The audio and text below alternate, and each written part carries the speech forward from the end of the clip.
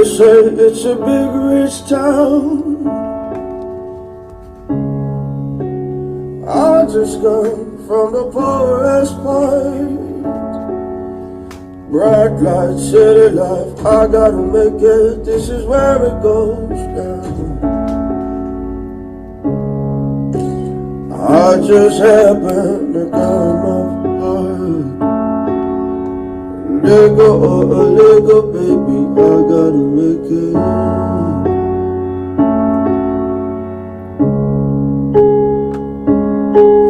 It's a big rich town. I just come from the poorest part.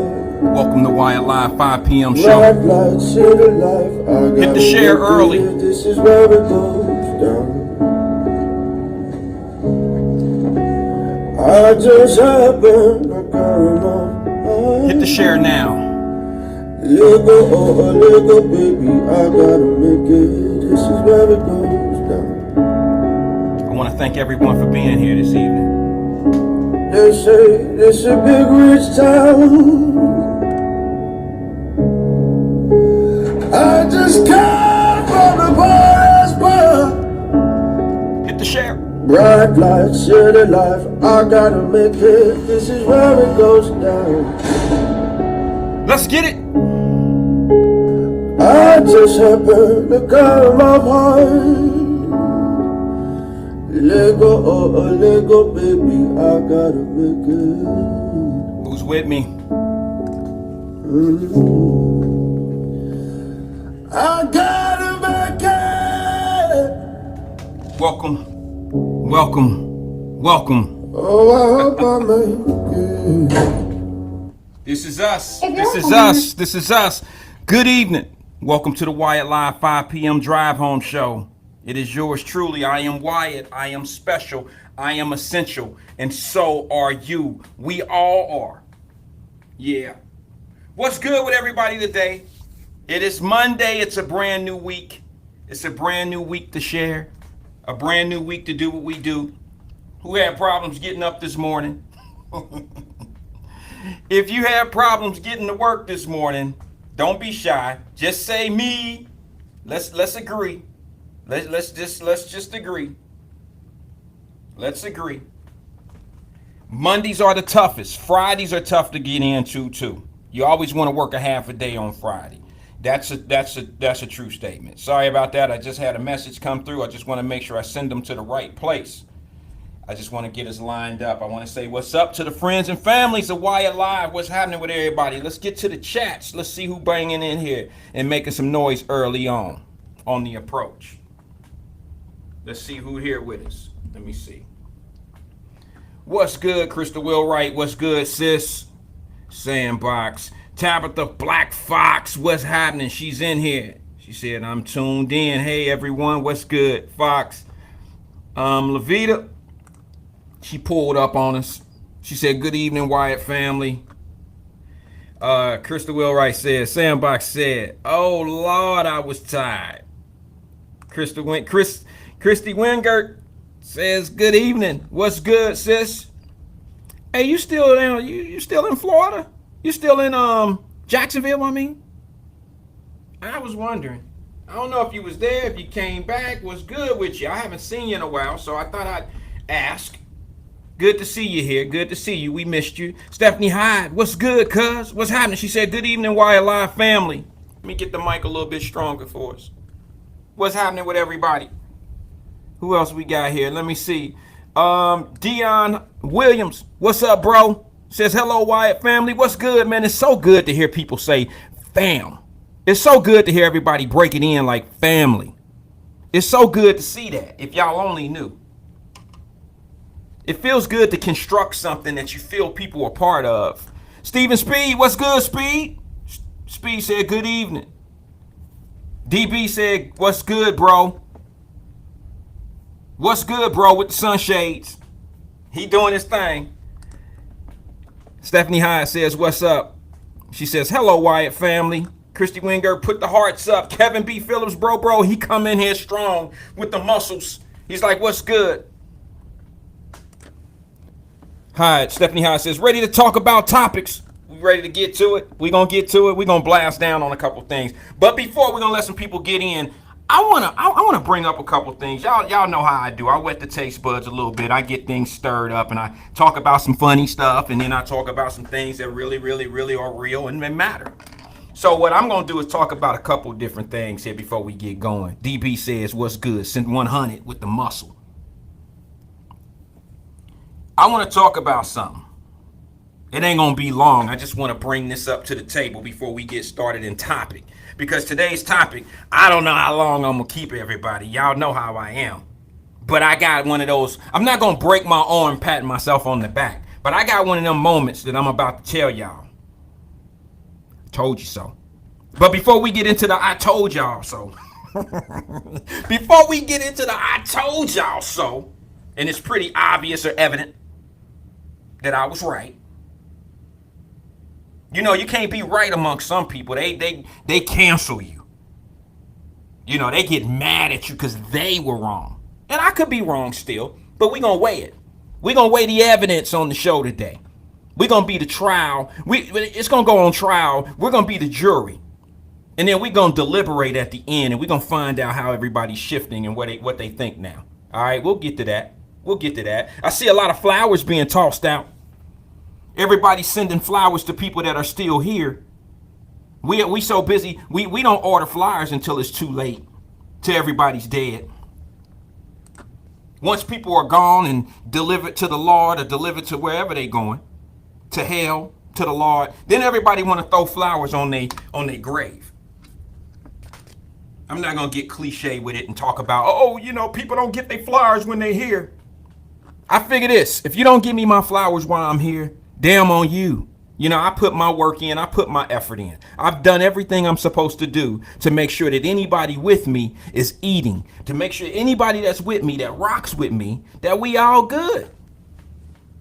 I try to look out for people. Hey, one thing, here's a rule. I've learned this the hard way, and I know this is going to touch some souls when I say this. Somebody going to say, A to the man. Somebody going to say, preach. But I'm not the only one that feels this way, but I'm going to say it anyway. Y'all got to stop trying to make people do for you what you will do for them. I know we all done that. We all have done way more for people and look for them to do the same thing for us in exchange. Well, it's not going to happen. It's not going to happen. Let's just say if it happens, it's a bonus. And I don't want to be negative with it. I think if you surround yourself around the right people, it will. You know, I think what I'm going to start doing is I'm going to reverse my energy on that. And I'm going to wait for somebody to do something for me. And then I'm going to start returning it and blowing their mind like they blew my mind. I'm not going to just sit back and hand it out, deal all these good ass hands and let them mess their hand up. And then they turn around and don't do shit for me. And then they mad at me. And not only is that person mad at me, but that's the same one that not only will be mad at you for nothing, but they'll tell other people. They'll go out and recruit allies to hate your ass for some shit that they messed up. I know I ain't the only one. I know I'm not the only one that's been done to. I know it. So we'll leave it there.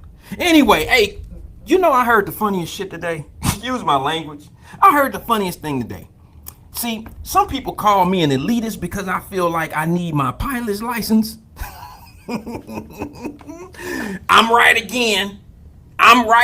Let me tell you why I went out to try, why I'm obtaining my pilot's license. Because did y'all see that lady on the airlines that got duct tape to the seat by the airline and the other crew members and the passengers? She was on there acting a fool, y'all. Fam, she got duct tape to the seat. I mean, I'm gonna be honest with you. They did her wrong, man. They gotta find something else other than some duct tape. I mean, that's just crazy as hell. You know, I think I got a picture of the shit. I think I can show you something. It's not a real clear picture because you know what? I don't really think a clear picture of this would be funny. I think just seeing it blurred and trying to figure the shit out might give the situation some justice. But this shit is crazy to me. I want to show you this picture of this lady sitting on a major airline who gets duct tape to the seat And you know what? I'm gonna show you this picture, and I'm gonna give you something to look for in this picture before I show it. But the funniest shit to me is not the fact that she's duct taped to the seat like this. She obviously was talking shit.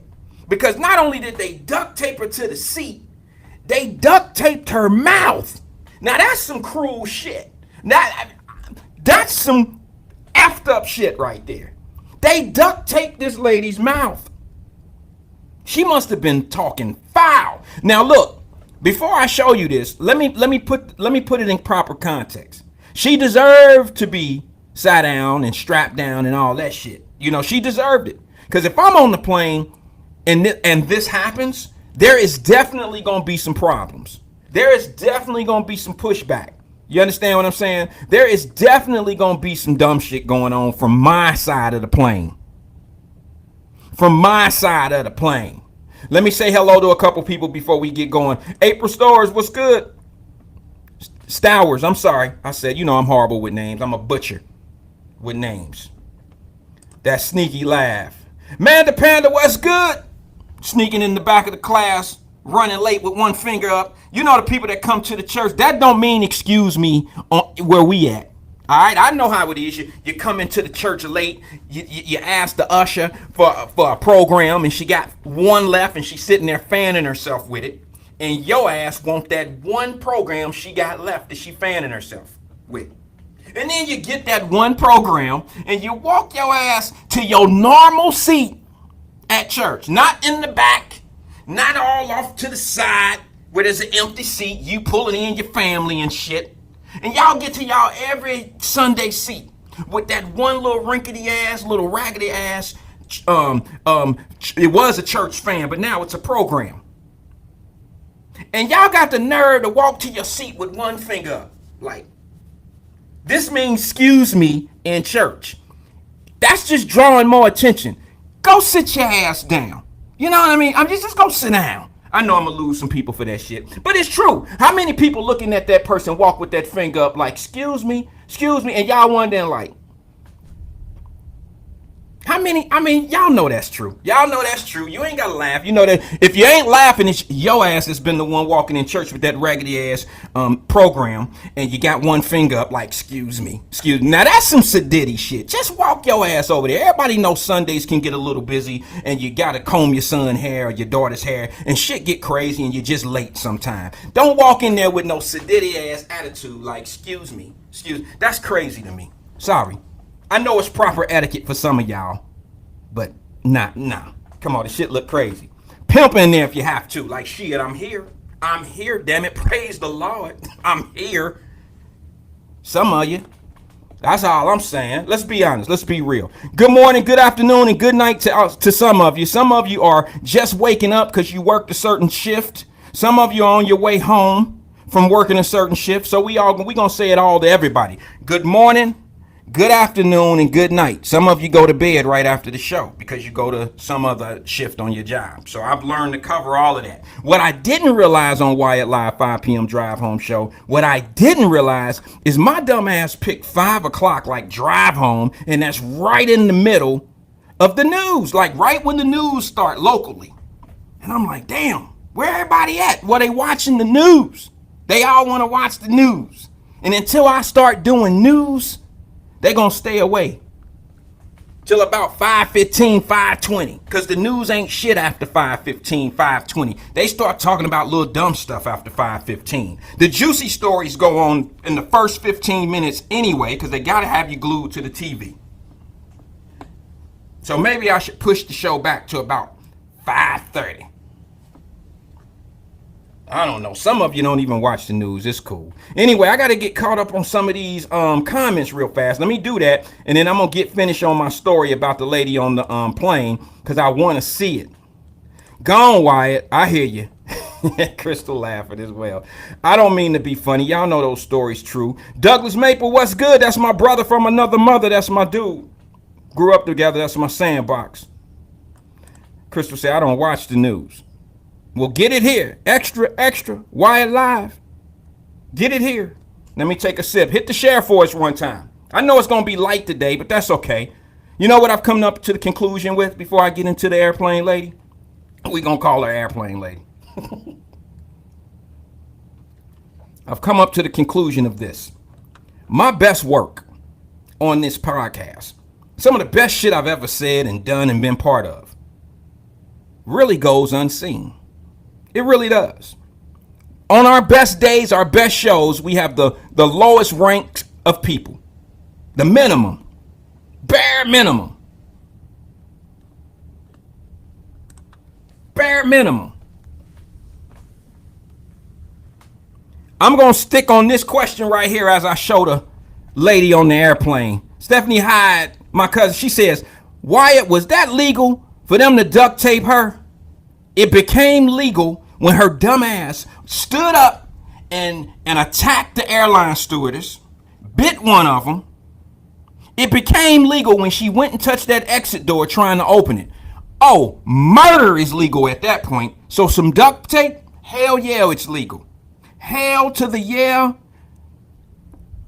All of it. It's legal. It's more than legal. It wasn't enough. It wasn't enough. This lady then went to the damn exit door. You know, the center door when they be like, they tell the passenger who's sitting there. Like, I mean, the only privilege you have of that seat, which is it's a great seat until you get a crazy ass like this on that plane. The only good thing about that seat is it does have a lot of stretch room. I mean, you could stretch out. But here's the problem.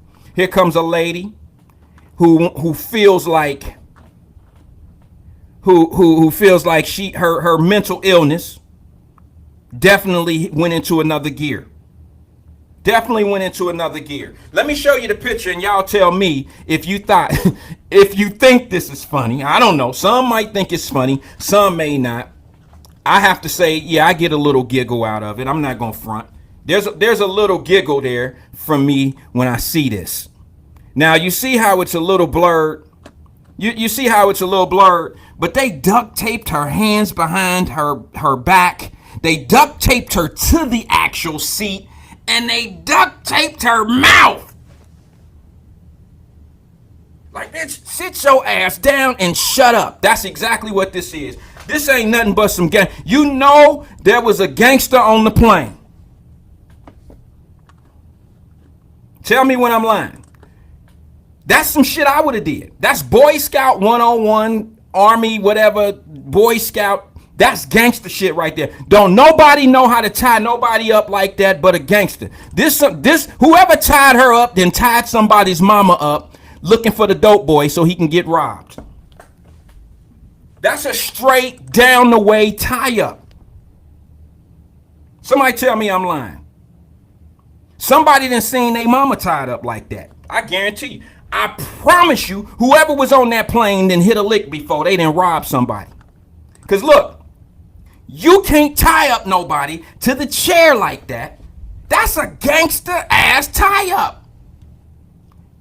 And they hit the tape one time around the mouth.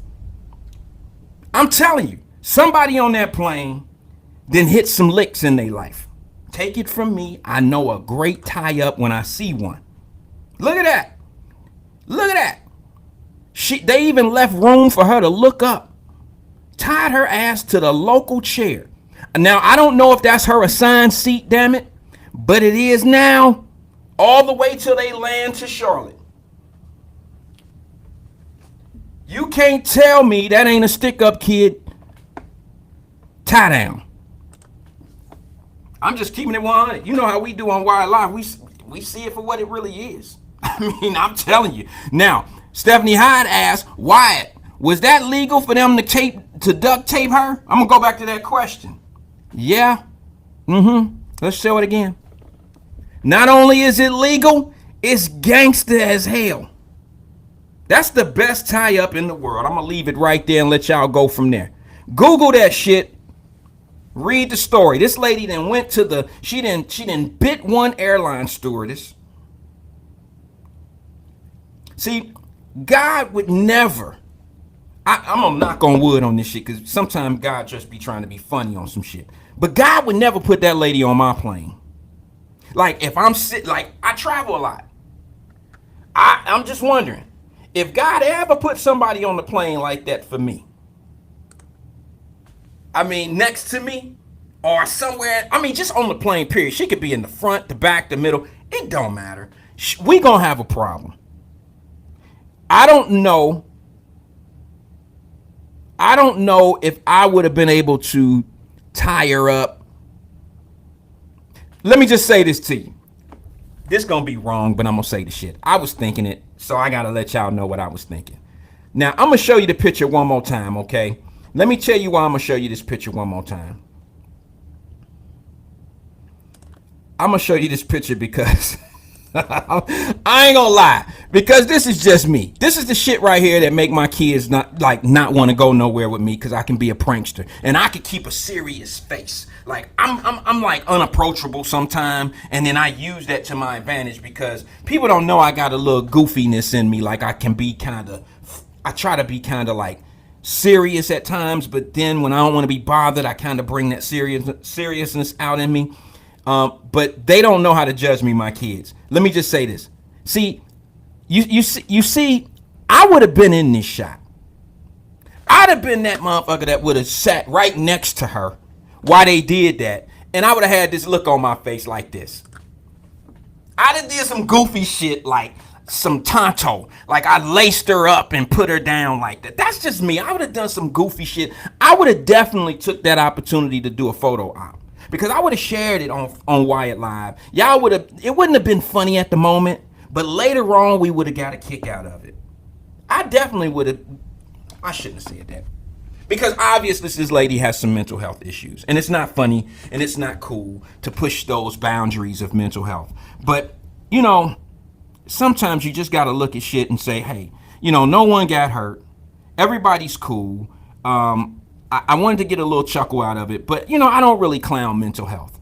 And this is the same example where if this lady would have made a racial slur out of her mouth or something of that nature, everybody in the world would have been on the movement, and they would have said white privilege. They would have said shit like, this white lady thinks she better than black people, and she's just got a spoon in her mouth, and she's just white privilege, and all that old goofy shit. Everybody in the black community would have been saying that shit. See how those white folks move. See how they think they better. She didn't jumped up. She didn't did this. She didn't try. She didn't bid her way all the way to the front of the plane to get a better seat. That's what they would have been saying.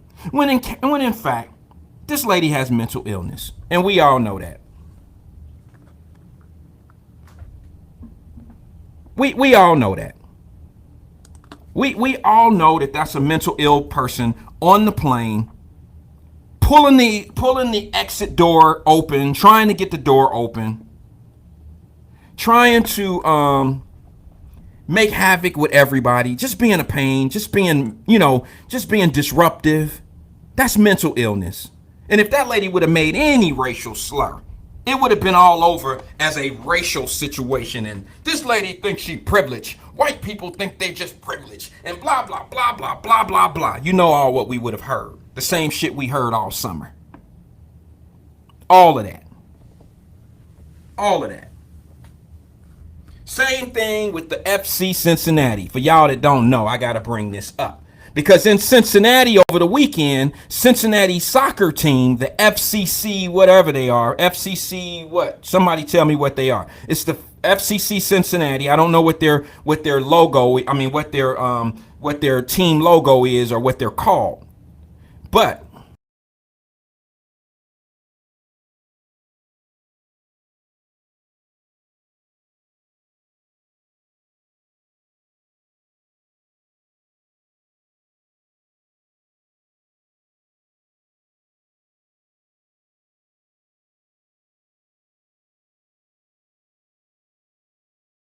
okay, can y'all see me? I'm sorry about that. It looked like I got interrupted a little bit.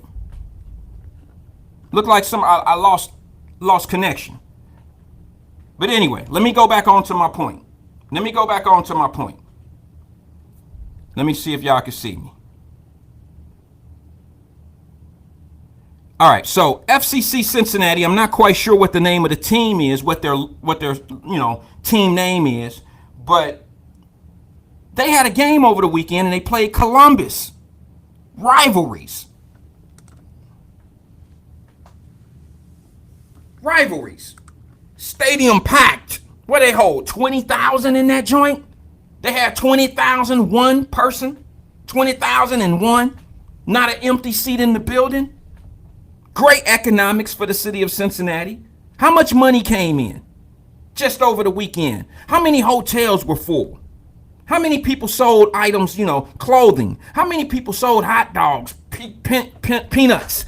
Me in my case, hot pickles, All I'm saying is these are economic growths in your city. And you got people sitting back talking about, well, they don't spend this kind of money on black folks. Where's the economic growth on black folks? Why are you not investing in black people? That's not the question you should be asking. The question that you should be asking is, where are all the black folks? Where are all the black folks in this opportunity to invest and build their economy and build our economic growth? How do you allow $400 million to be dropped down in any community and not find a way to get some of it, some kind of way? Some of it, some kind of way. Instead, we focus on how we got left behind instead of focusing on what we can do to capitalize on this big ass bright building. Bothers me. Frustrates me because that's what chaos agents, y'all know I wasn't going to go a show without saying what chaos agents do. Chaos agents find a reason why that stadium shouldn't even be there. Chaos agents aren't talking about what we can do to capitalize on the building being there. They're too busy looking at the $5 an hour or $8 an hour jobs down there versus somebody even having a job. This is sickening. This is sickening. They have nothing better to do with their time. I'm sorry. If they don't have you up and roar and they ain't have you up in the air screaming and hollering and all this old other shit, they ain't talking about nothing. It's crazy to me. Crazy. Well, anyway, how much money do you think came into the city of Cincinnati over the weekend when you had the Columbus guys come down to Cincinnati? They stayed in a hotel, I'm sure.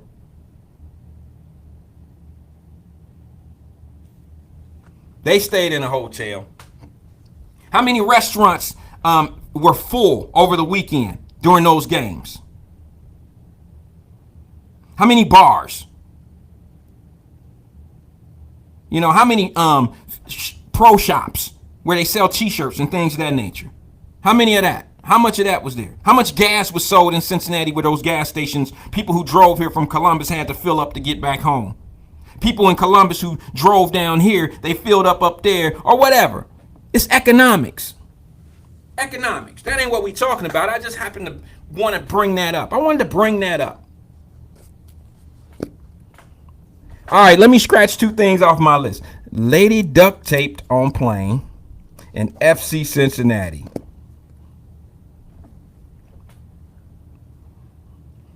Now, what I want to, Stephanie House says they are called FC Cincinnati. Okay, so that's their name. I want to get into something now. I want to get into something real fast before I lose everybody. I just want to be honest and say, I noticed there were a group of people at the White House today talking about crime and all this old shit. A lot of people try to act like this isn't a real issue. CNN pays it no attention because they know for a fact that it's a massacre for all the points that they ever talk about. CNN can't talk about crime in America. They can't, because even their listeners, would have to apply common sense to what they're saying. Makes no sense. I've noticed that. CNN still stuck on Trump. CNN still talking about January the 6th. They still talking about shit to keep you mad about so a motherfucker that's gone. Same shit with the Dieter shit. It's just, they're chaos agents. They are a platform for just that. So now let me ask you something. What do you think they were talking about in that meeting today at the White House about crime? They were talking about the inner cities. They're not talking about the crime in the suburbs. They're talking about where a major crime source, where it's all happening. Whether you want to talk about this or not, it needs to be talked about. This is just a different place. Wyatt-Live is a different platform. So if you think we about to sit here and be talking about, it ain't about to happen. We about to talk about reality. Why is it that every time certain people don't want to talk about something, it end up being a major situation sometimes later? And what I mean by that is this. Remember when we were talking about the border? Remember we were talking about the border and nobody was talking about it? It's not a big deal. And everybody was trying to act like it wasn't no big problem. But then all of a sudden when some pressure start hitting our vice president who's in charge of it, which I think Biden is setting her up for failure. I think Biden has given her everything. He used her to get in office. He definitely used her to get in office. And I think he's given the sister everything that some of us corporate people know what's going on. I'm going to slap her with all the bullshit. I ain't going to give her no glory. I ain't going to give her no glory stories, no glory situations. I ain't giving her shit she can fix. I'm going to slap her down with all the pork. I'm going to give her the pork shit to deal with. I'm going to give her everything that can't be fixed, ain't going to get fixed, and she going to look crazy in it. That's your president. That's how I feel what Biden is doing to Harris. That's just what I feel. He didn't give her every bullshit thing to handle. That's just my opinion. And she's not going to get this border situation under control. She's not going to fix it. It's too far gone. He even tried to make sure that she didn't even get to it right away. I don't think it's her. I think it's the way the administration is moving. I think she probably wanted to go down there and fix the shit, quite frankly. I really think that she had all intentions of going down there. I think she's been guided to do other shit. Oh, well, Carmela, that's not important right now. We need to get the shit done over in Afghanistan. That's the shit that really needs. Let's go pull our troops out of there. Let's go do that shit first. Let's get that done. Meanwhile, everything that's going on in America from that border is happening right now in real time, real speed, real fast.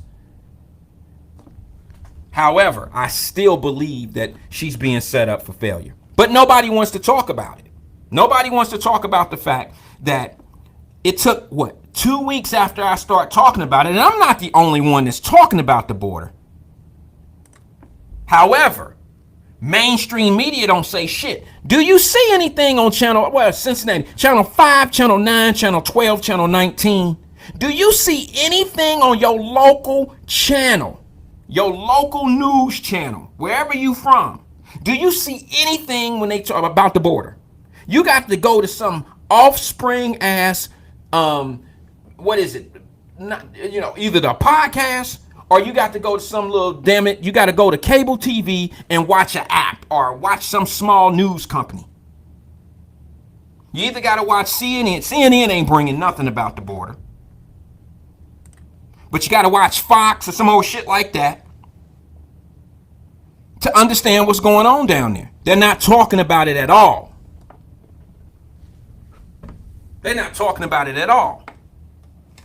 How y'all know some of them guns that's in our cities right now, our inner cities, are not coming from across the border? Since everybody want to talk about how they coming from states that allow guns and states where guns are manufactured. How do you even know that? How do you know? You don't even know because you're not being schooled. You're not being educated on what's going on other places. You're not. And nobody's asking, so I'm going to bring it. Hang up on me if you want to. Disconnect me if you want to.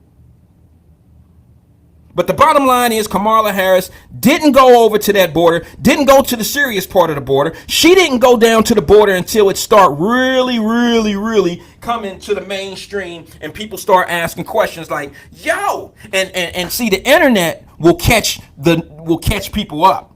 Local news don't mean shit anymore. Not when you got these TikToks and you got you have all of this damn social media going on that will bring shit to life. I've seen shit on social media before I seen it on the news. Like, the news will report it because they seen it on social media.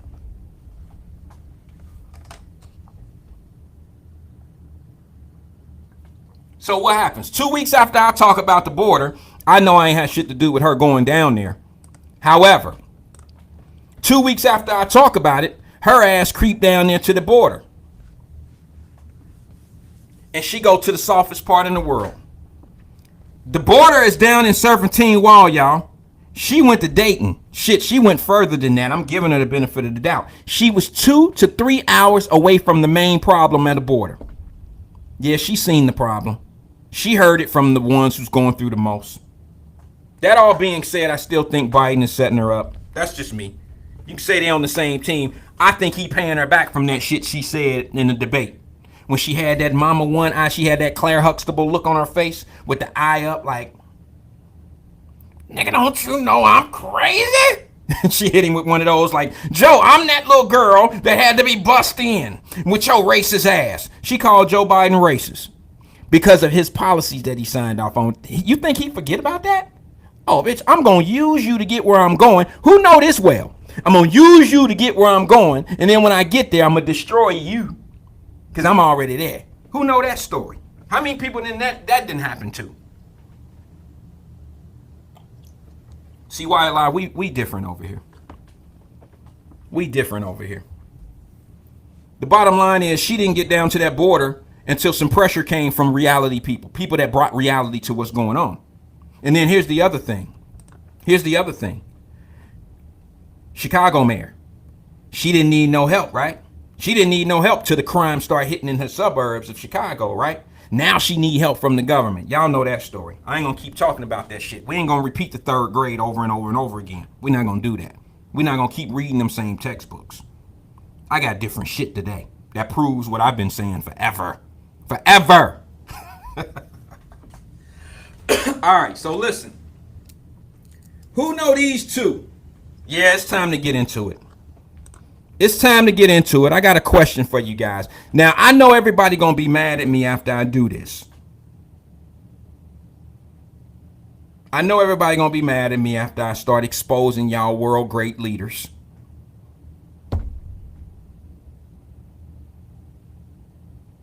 But I gotta bring something to the table. First, before I do that, let me finish up a little bit on this crime situation. They had a meeting at the White House today, okay? They talked to Joe Biden about crime in the inner cities and in the cities of these major metropolitan cities.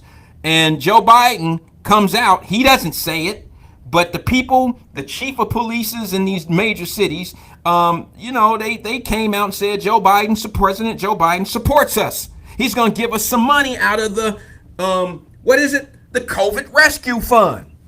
So now we can start using undercover police officers. Now we can start having people walk the beats. Now, so let me get this straight, Joe. Let me get this straight. Defunding the police has never been part of your program.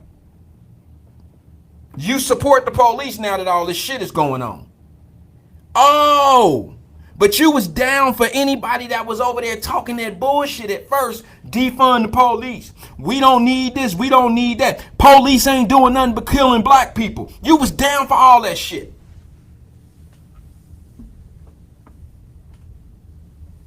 You was down for all of that shit, bro. You never came out publicly and said anything about those defund the police tactics.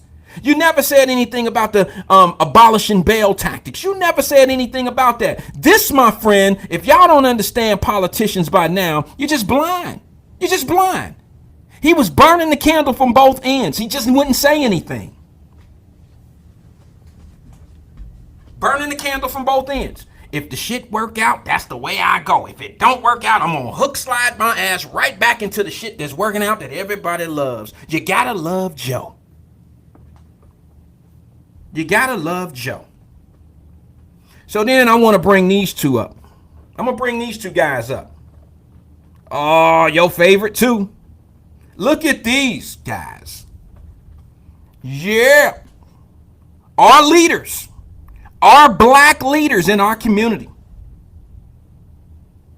Our leaders. You got Al Sharpton on the right and Benjamin Crump on the left. Our leaders in our community. Now, I'm going to do this with as much diplomacy as I possibly can. But who remember me telling y'all guys? Who remember me telling you that I felt there was some pimp going on in the game? Now, Al Sharpton and Benjamin Crump are working together, not on something that I feel is not necessary, But I feel they have used our culture, as I was telling you, all throughout the whole 2020 and the whole 2021. All of a sudden, it's all about police brutality for Americans. Americans. Bro, you wasn't saying that shit 6 months ago.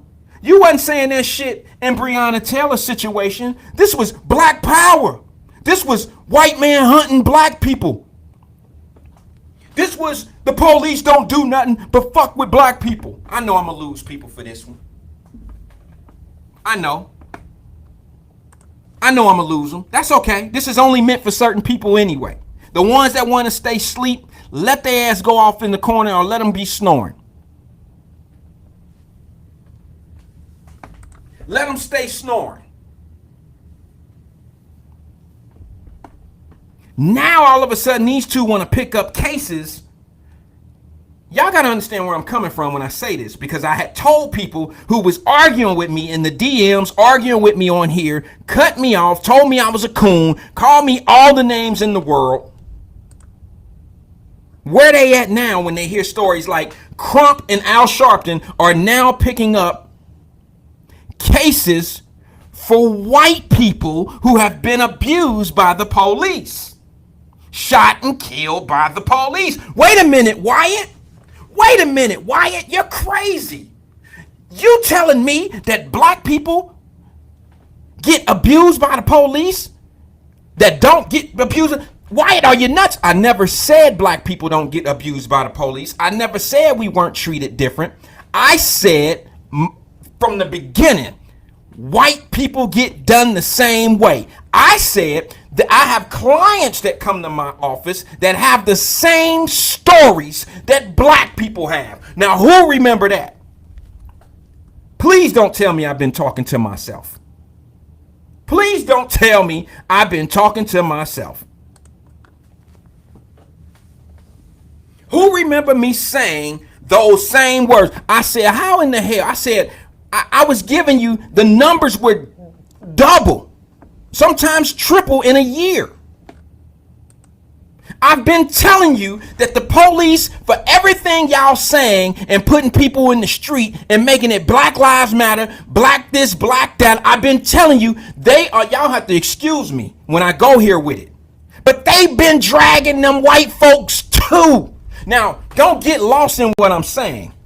Don't say, well, yeah, Wyatt, they're for police brutality. No, they're not. They are for police brutality now, but that's not what they was doing at the beginning. The culture was the playing field. They used black folks to grab the attention. And once they got traction, oh my God, bingo. You know what? Hey, Al, we can do this shit for everybody. What I've been saying. What have I been saying? Now, what are the other guys going to say? What are the fake woke chaos agents going to say? You know what they going to say? I already got it figured out. I've been studying and watching they slow asses for 30 years of my life, paying attention to how they move. You know what they going to say? They so smart and they going to say this shit so articulate. They going to say, well, you know what?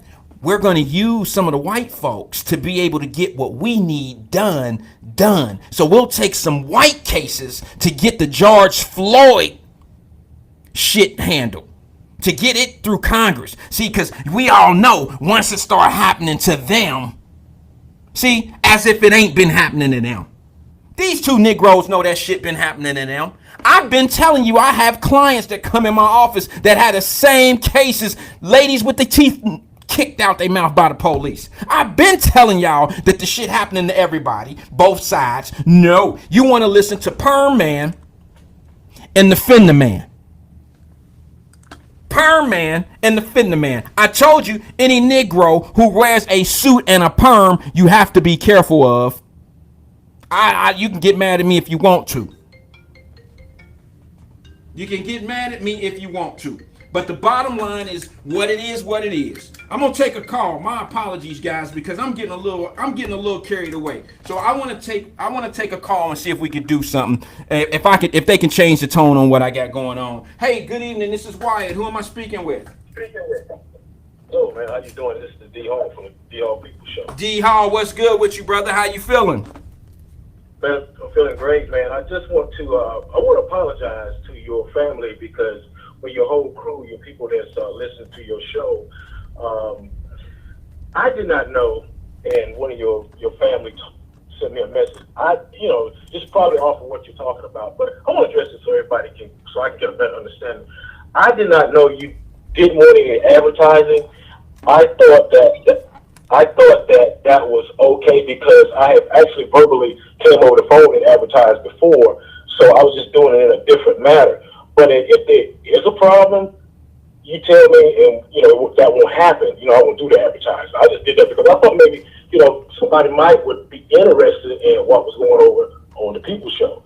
So, but if that's a problem, just let me know, and it won't happen. Well, D Hall, here's what we have. If we get that type of, here's the thing. There's been several announcements throughout the message group. There's been several announcements on the show. There's several people that go on and put their personal stuff on our stuff, and that's not, whatever they got going on. That's not that message group is for topics. It's for what we do over here. It's not really like for. I had one young lady who did hair products for kids, and she was bottling it up. And you got to understand, we don't really want that type of traffic in there, but we have to be consistent. When we say that to one person, we don't want to sound like we just hating on somebody, because that's not what it's about. But if we get a congestion of what other people are doing personally or with their businesses, it throws us off balance of what we're trying to do. We're trying to build up topic on what we're doing here, but several announcements and on the show and through the message group have been put out. Okay.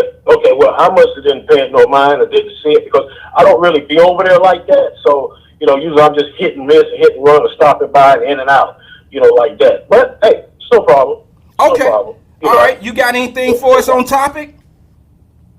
No, I just wanted to just clear that and apologize to your family, your crew. We ain't got nothing but love for you, bro. I mean, I'm sure I know that we tap in on what you got going on. I know we do. Yeah. Oh yeah. I'm on the. Now I'm doing the. I'm on SEMA TV now, so I got a lot of things going on, and I just thought, I came up there before and verbally said stuff, so I didn't know, but it's not a problem. I got you. You don't need that kind of congestion, but you can always shout at me and send the stuff over to me. It doesn't matter to me, but I got you. All right, man. Well, listen, we here, bro. I mean, we here, just keep us in mind, and we all here. We all here. We all family, bro. It's just that I'm pretty sure that if you got people that want to advertise, that's monetization. You know what I'm saying? So you want to make sure that we got to learn the business. You know what I'm saying? The business end of it. Yeah, that's cool. That's fine. I just want to apologize. But see, I didn't know that. And I didn't really actually, when the messages come through, I don't really pay attention. I see them, but I don't really look at them like that. I just keep moving because I'm like back and forth. So I apologize to everybody. Now, I don't think there's any room. From my team to yours. All right, bro. We're good. We're all Gucci over here, man. There's no issues. Okay. All right, man. All right. That's all. Thanks, man. No problem. We'll holler at you. Check out the D Hall Show, the People Show. Check it out. Y'all know I've always plugged him. I ain't got no beef with him. I ain't got no problems. He has great shows. I follow boxing, so whenever he has Tony Weeks or he has somebody on there, I go check it out. I do. I like to listen to what's going on over on the D Hall Show. I'm not hating, but I have to be consistent, because here's what happens. When I tell one person, please don't advertise in our messenger group, or please don't don't advertise with, what your businesses are. We have our moments where we do that. We sometimes tell small business to come in and advertise. You got to understand, you got to just be consistent. One of the things that I've learned to do in life, consistency pays the bills. Consistency is just what allows me to stay above board with everyone. I can't tell some people not to advertise and then some to advertise. That wouldn't be fair. And then they look at me like, what's wrong? You letting dude do this, or you letting her do this? I think bosses understand. So let's get back on topic a little bit. Stephanie High says pimp daddies. is what they are in the money-making arena to use families who have lost loved ones. We're talking about Ben Crump, and we're talking about, let me put the picture up, Al Sharpton. Now, this is what I ran on our platform. I put this up as well. Well, I didn't do this. This came from CNN. This came from CNN.com. It's why Al Sharpton and Ben Crump are taking up the case of a white teen killed by police. Somebody explain to me if you're okay with this. And I don't want to hear they're bringing awareness to police brutality. Because if that was the case, they got way more police brutality cases that they could have used before they start pimping black folks and putting the blackface on police brutality. I told you they was chaos agents. They could have been done this. Now what they're using is a white person's experience, like they haven't been like, who remember me telling you they shoot and kill white people too, but people have us in the streets as if we're like this is an isolated incident. This has all been a fucking trick. Okay, it's been a trick. I'm not saying that we don't get shot and killed. Don't get it twisted. What I'm saying is it's a problem all around the whole situation is a problem. But don't come in here and use my people. Don't hustle my people and use us to get your traction so you can get your multi-million-dollar settlements, putting black people in the streets, shutting Louisville down. Shutting Louisville down, knowing when the Derby was coming, knowing that y'all was adding zeros to that situation. Here's how I know it was a pimp game. You don't have to believe me. You don't have to agree with me. These are just my opinions, okay? Here's what my opinion leads me to. When you was talking about all the police brutality cases that you've been covering, Mr. Crump, when you was covering all that, it was always in your speech. It was always in your words. It was always the platform. It was what you pushed. It was your persona. Everything was about blacks. It was black people are being, I can roll the tapes back, bro. You got the content out. You didn't put it out there. Black teens being harassed by the police and shot up in a stolen car. Black kids. Remember that when I posted that one on from Florida? Remember that one? Tinted windows, and once they found out they was black, that's exactly what he attacked. He went in to black kids shot down brutally by the police. They didn't have to do them kids like that. Now all of a sudden, it's just civil rights attorney. You were a civil rights attorney when you was doing all your black power and your black this, and you was out there leading the Black Lives Matter situations. Now what? Now you gonna say all lives matter, Mr. Crump? Has anybody? You gonna start saying their name? You gonna start saying white folks' name now? Everybody say his name. Say it. Hunter Britton. Hunter Britton. That's what Crump gonna say. This is what is he? This is the 17-year-old killed in Arkansas, shot down by the police on June the 23rd in Lakota County at 3 a.m. in the morning outside of a auto body shop. Do I have the details? No. But why is Al Sharpton and why is Benjamin Crump taking on that case? Somebody explain it to me. Oh, I already know. I already know what the woke gonna say. I already know what the chaos agents gonna say.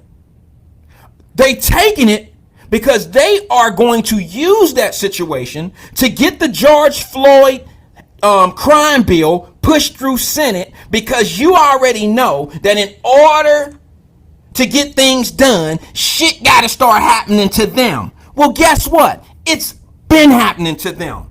So if it's been happening to them, Why was it necessary to define all this police brutality as an attack on black America? Somebody explain that shit to me.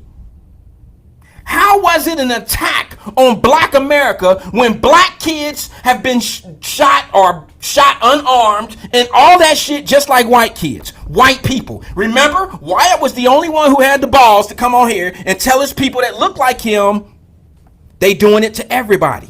They doing it to white people too. And I got fussed at, cussed at. I've lost friends. I got people that I thought was cool with me and close to me. And they like me from a distance now. Oh yeah, we cool. Shit, it's cool, man. I can't believe you doing that shit again, man. I can't believe that shit. Well, I'm pretty committed. I'm faithful in what I do. And I knew sooner or later, true colors would come out. Just like these fake ass, fake love friends that I call friends. Not friends, but you know what I mean. And I've been telling y'all about this Crump shit just based on the videos that he put out.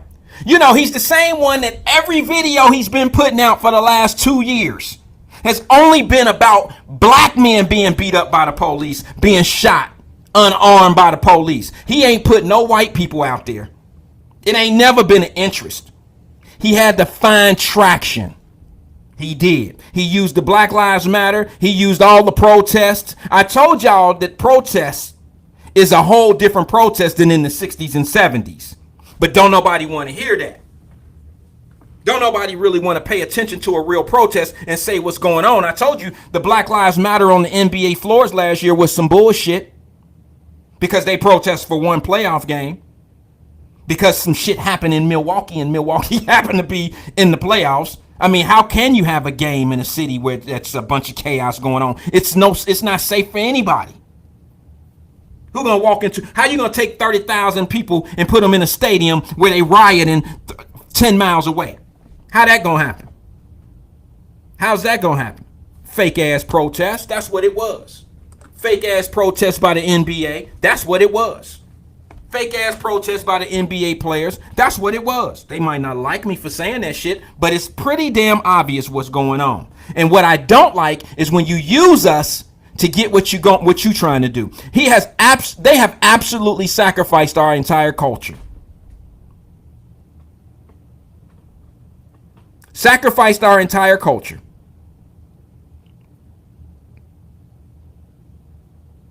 Now, I'm going to say something that ain't going to make no sense to a lot of y'all, and you're going to cancel me. So I need you to hit the share right now because I'm going to need new friends after I say this shit. I promise you.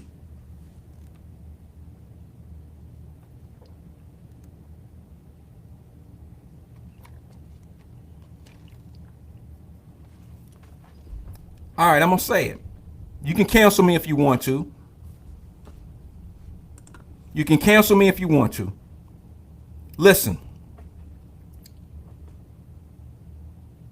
George Floyd got brutally killed. George Floyd didn't deserve to be killed the way he got killed. But Crump and them kept that shit going as a racial situation. How do we know it was racial? What made it racial? Because he was white? The police officer was white? George Floyd was black. They choked George Floyd. They told us everything in the world. It was a lynching. It was everything defined of what white people did to us in slavery days and captured days and all that shit. Painted a beautiful picture. But how do you know that this motherfucker just didn't like George Floyd when in fact they knew each other? How you know George Floyd ain't never stole one of his women? How you know he ain't never slept with his woman? I'm not trying to paint George Floyd into some bad person. What I'm saying to you is, how do you know that since these guys worked together in the nightclub, seen the same type of women in them nightclubs, had a relationship at one time, knew each other, this man obviously didn't like George Floyd. How do you know this motherfucker didn't kill George Floyd because he just didn't like him? How do you know it was just simply because he was black? How do you know that this motherfucker, George Floyd could have did something? I mean, I'm not saying that, listen, don't get it twisted. George Floyd did not deserve to die. No, he didn't. He died in a brutal way. The dude's supposed to, I don't even think he got enough time, quite frankly. But I will say this. When you got chaos agents leading the way, they'll lead you to believe anything. But if this cop didn't know George Floyd, then I would probably be more on the apps of saying, well, damn, shit. But y'all do know they had contact. They knew each other. They worked together for years. You do know that, right? Am I the only one that knew that? No. I'm not.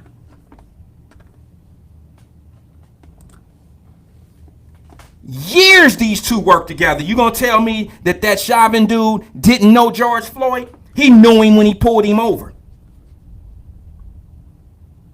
You don't even know if he told George Floyd one day, I'm gonna kill your ass one day for doing what you did to me. And we know how dudes in them clubs be bouncing and how they do shit. We know how they juggle women. Let's keep it 100. You don't know if that man told George Floyd one day, I'm gonna catch your ass and I'm gonna beat the shit out of you, I'm gonna kill your ass. Remember that shit, because you know what? I've told a nigga that before. I ain't gonna lie. I ain't no cop.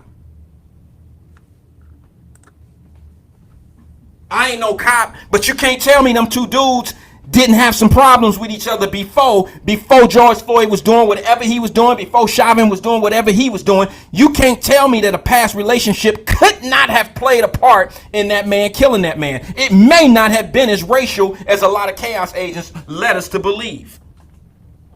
I'm just being honest. I can't be honest. I can't be me.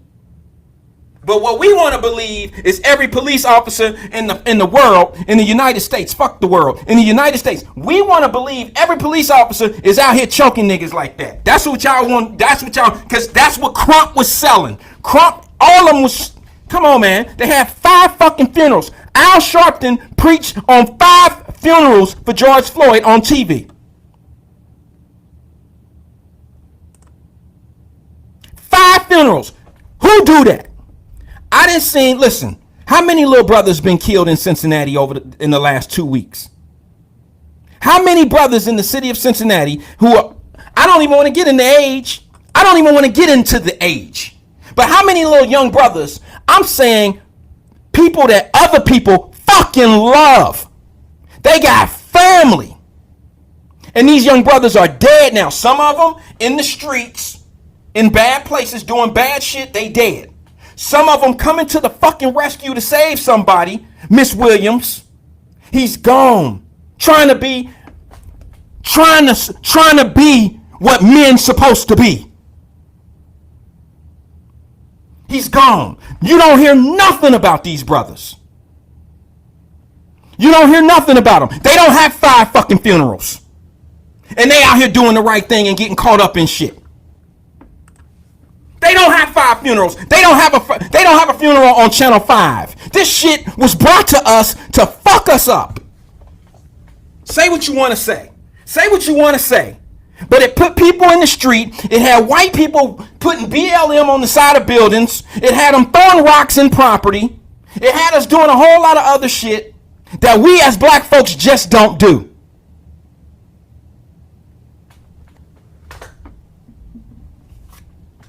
We've been hoodwinked. And if you can't see it now, you ain't gonna never see it, Stevie. You ain't gonna never see it, Ray.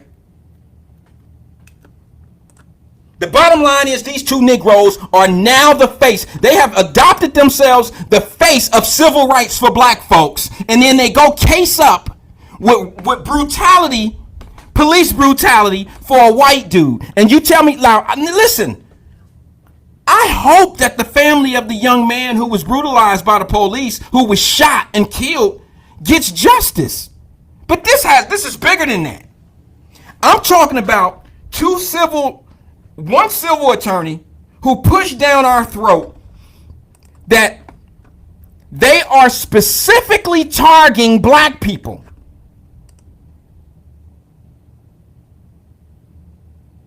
Who remember that? Y'all don't remember Sharpton on all them fucking funerals? Talking about the black community and how the police treat black people, and they only do that to us. Y'all don't remember that shit? And we ain't even got to speak about Crump. We know his routine. He say the same shit everywhere. Everywhere. Say his name. Dog Floyd. Say his name. Dog Floyd. And what was I telling y'all? Let's say some other people names. Didn't I tell you when he went down to Carolina and he couldn't get a case on the brother that got shot up by the police? He went down there, it was a dead run. He showed up, didn't see no video, no shit like that, took the words of the attorney on hand in South Carolina, took the words. Once that Negro found out it wasn't no case there, he wasn't going to get paid, it wasn't going to be no lawsuits, he skirted on to the next. You ain't heard shit else about it. You didn't know that the brother was an undercover. You didn't know he was a snitch. You didn't know that he had been out setting brothers up. You didn't know that. It was his turn after giving up misinformation. It was his turn. Now they got his ass, and now he tried to run. They put video out. He didn't use the car as a weapon, and that's all they need. Whether you think that's right or wrong. He got shot because he tried to run, and when he tried to run, he ran straight towards the police. They will shoot your ass. Bottom line. But it was nothing like what he was talking about when he was talking and didn't see the case, and he was saying shit like, they executing black people left and right. They executing black people left and right. And we had to stop this shit. We have to stop this.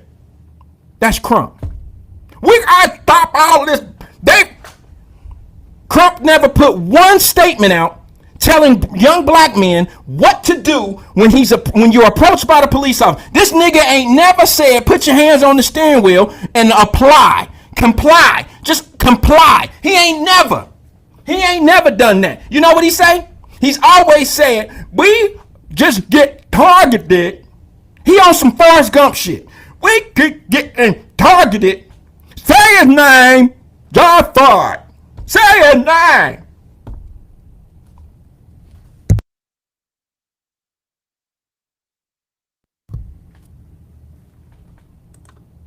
And that's when a nigga like me came out and said, say her name, say his name, say this name, say Hoop name, say Hop's name, say Kale's name.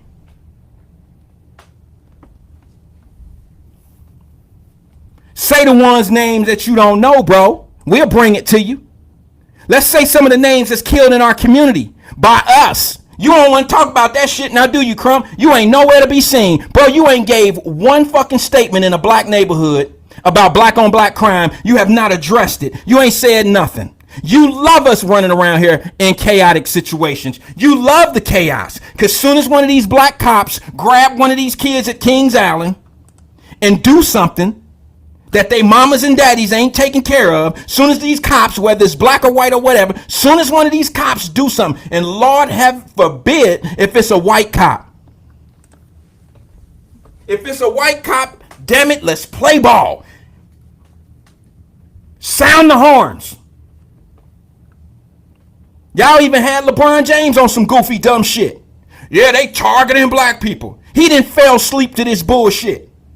Targeting black people. So my numbers never meant anything to anybody.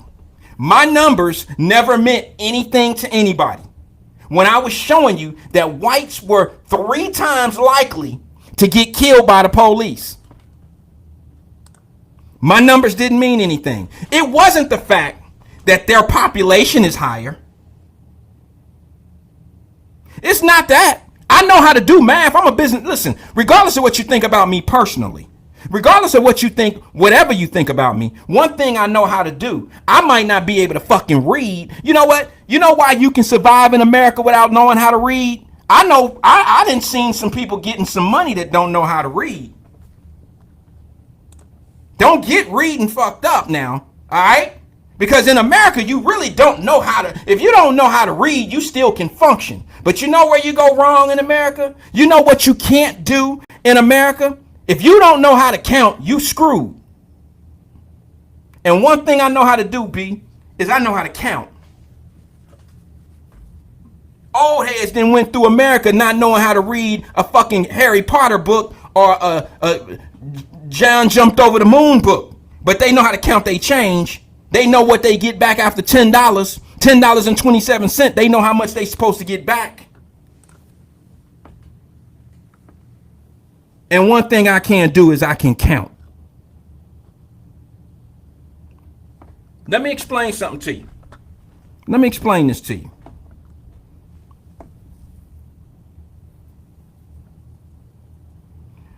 When they pushed that situation and LeBron James came out and said they're hunting black people,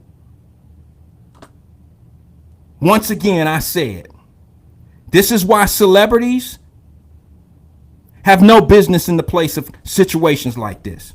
Their platforms are too big for misinformation. And when you hear things like they hunting black people down, let me tell you what I'm afraid of right now. Let me tell you what I'm afraid of right now. When my daughter goes to work, I'm not afraid of some white man shooting her, or what I mean is like some white cop. I'm not saying that I don't fear when my daughter go out. I've said it. I fear massive shooters, people that go into stores, big stores. I fear that because she works for one of those big box places, Home Depot. I tell her every day. She's at work now. I tell her every day, baby, keep your eyes open. Fall to the ground. Roll, crawl, fire alarm. Whatever the hell you got to do, get out of the way. Don't run. Don't stand up running. Those are the people that get hit. Fall down, crawl where you going. Make sure you tell your kids that, please. I fear for my daughter sometime going into these major places. But when she's driving on the street and she's going somewhere, I got mothers today, still to this day, black mothers, who fear for their son who's driving in the car when they get pulled over by the police. Y'all fear that shit. You know why you fear it? Because we have been trained to fear that shit. It is not 1921. It is not 1962. It is not that anymore. You got black police officers, Latino police officers, white police officers, and the ones that I hate the most, it's not the rural places. I understand you could be in the backwoods of Mississippi. Who the fuck going there these days? Who going in the backwoods of Mississippi? And if you're driving to Mississippi, you're driving from Ohio to Mississippi some motherfucking where, some shit like that, your car is probably on some gangster shit where you ain't about to stop at no gas stations. We didn't figure the shit out. We got air conditioning and gas and some nachos and a Fago. We cool. We gonna get where we going. We ain't stopping nowhere. So I don't fear for my daughter to drive. My daughter got stopped, and since she was going from Cincinnati to Columbus, Ohio, I've only taught my daughter how to do the right thing when pulled over by the police. Babe, all you got to do is give them the shit they asked for. That's all you got to do. I don't fear they gonna kill you. I don't fear that somebody gonna drag your ass out the car because they smell weed. I don't fear that they gonna be fucking with you like that. I don't fear it. Just rock your Ohio State sweatshirt and yes sir his ass until he gone. That's all you gotta do. No. Oh no. Some of us got to get that speech. And you got to get your kids on go. Now, when the white man come up to your car, son, he gonna knock real hard. Now, this some shit he did to you in 82, nigga. He gonna knock on the door real hard. He gonna knock on the window, damn near crack it. Don't roll the window all the way down. And if he ain't got no good reason to pull you over, then you just ask him, sir, why I been pulled over? Why have I been pulled over? And if he don't give you a good reason, son, you ain't got to answer none of his questions. You ain't got to say nothing to him. You're putting him on go. You're putting him on go. My daddy said. Now, let me rephrase that. My mama said, I ain't got to pay attention to these niggas. So I ain't going to do what they say. I'm going to do what I want to do. My cousin Leroy told me I ain't got to answer none of y'all questions. Well, is Leroy an attorney? Nope. Is Leroy an officer? Nope. Leroy up in Chillicothe doing 3 years, but he know the laws. He told me I ain't got to constitutionally answer none of y'all questions. So Leroy doing 3 years. Sit your dumb ass down. Go sit your dumb ass down in the car. See, I couldn't be a police officer. Y'all be mad at me. I'd be the one that y'all be calling on. I'd be the one y'all be calling on. Yeah, he was light-skinned. The brother told me to sit my dumb ass down. He called me the N-word. Yes, I did, because you acting real ignorant. You acting real stupid. Like, go sit your dumb ass down. Give me your license, give me your registration, and go sit your stupid ass down. Now what you gonna do? It ain't good to hear it that way. You lose people when you start telling the truth. That's just too much truth. That's just too much truth. Leroy a felon. Dave Ross know what it is. Leroy is a jailhouse lawyer. Don't know shit. Getting everybody in trouble. Getting everybody goodies taken in the joint. He telling constitutional rights. He doing all that shit. And they on lockdown. Nigga, go sit your dumb ass down. Leroy fucking shit up for everybody. I'm just telling the truth. So let's get back to your boys. Let's get back to your boy. So now we out in the street pumping our fists like this, under this impression that there's an attack on black men. There's an attack on the black community. So now, with Crump and them feeling like there's an attack on the black community by the police departments in the country, let me ask y'all this. Do you feel that they feel that there's a war in the black community right now when the number one leader of young black youth in every metropolitan city in the United States right now, the number one leader of death, the number one cause of death in the cities are other black men?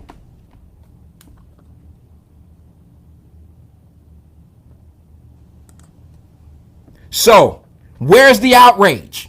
Why don't we have that same energy? This ain't no, here we go. We right back in the third grade again. We repeating the third grade again. Here we go with them same conversations. But you know why I'm going to bring it this time? You know why I'm bringing the conversation this time? Because damn it, this is the same shit I've been talking about. But when I was talking about it, I didn't have the evidence that I have now. And the evidence, Your Honor, I'd like to present the evidence of some bullshit. Can I bring it up front?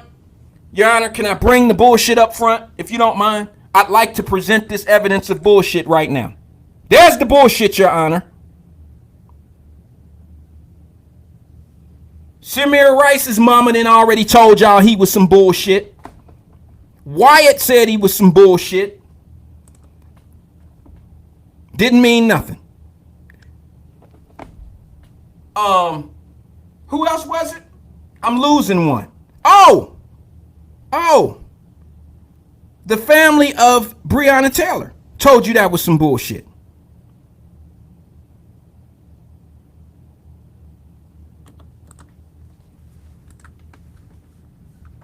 I'm gonna have some folks mad at me, but you know what? Sometimes, I mean, hey, it is what it is.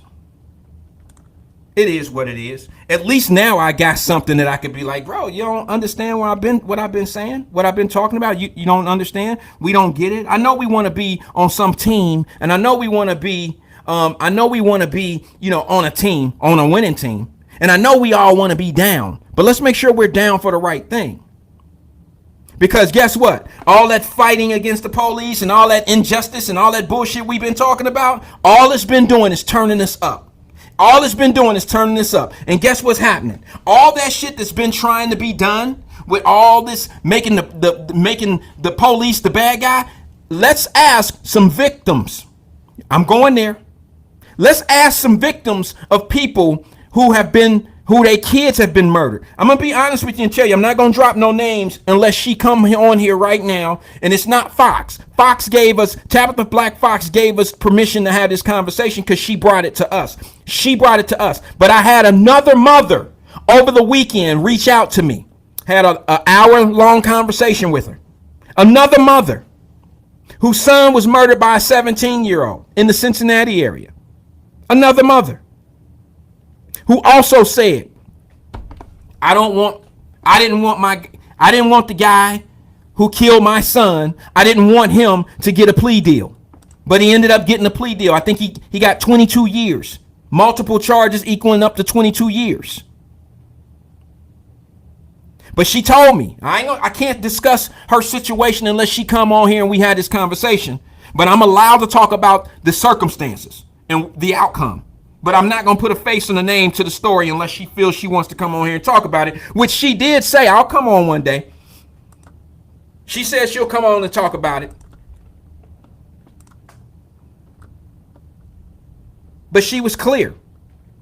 She told me, I went to court every day.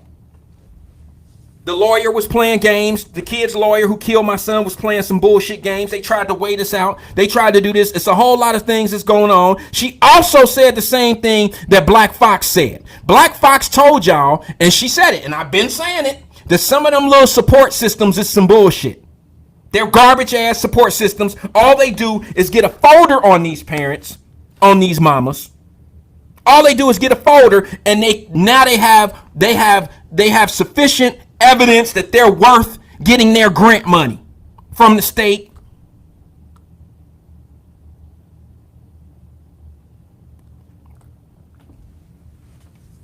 She said them people dropped the ball on her son's case, gave her some dates that didn't match up, and all this old goofy ass shit. But hey, keep in mind, when you see a bunch of people out in the streets yelling and hollering and it don't look like us, sometimes those people that you think are out there rallying for black lives and black situations and black people, all they doing is out there rallying for their job, because they know the more shit that happen, more likely they will have their job, because grants will be allowed to their programs. Non-profit organizations can be some of the biggest profitable motherfuckers on this planet. Now, this is the realest shit you gonna hear. Ain't nobody out here talking like this. I guess it's the biggest secret untold. Truth of the matter is, a lot of them white people that y'all were seeing out in the streets protesting black brutality with the police are the same ones, if you go in their office,